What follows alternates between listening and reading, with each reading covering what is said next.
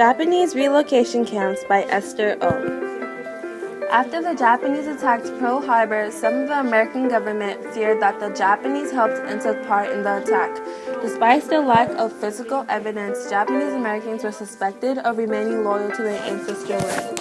2 months after the bombing of Pearl Harbor, President D. Roosevelt signed Executive Order 9066 in February 1942.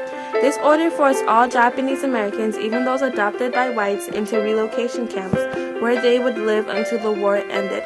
Many of them sold their homes, stores, and cars thinking they wouldn't get it back. And this time, Japanese Americans were no longer treated as equal citizens. A lot of people thought that if the Japanese were isolated, they couldn't get information. Japanese Americans felt like they were being treated unfairly because they had no thought about defying the government. The War Relocation Authority, WRA, was set up to build internment faculties.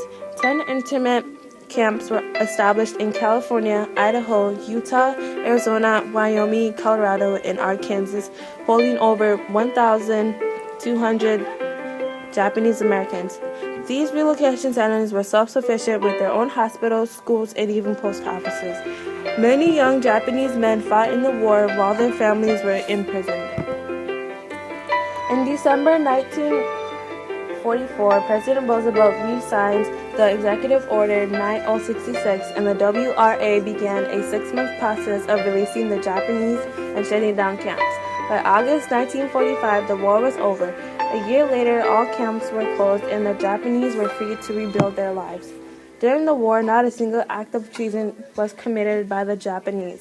The U.S. realized that they were wrong about the Japanese Americans. Well done.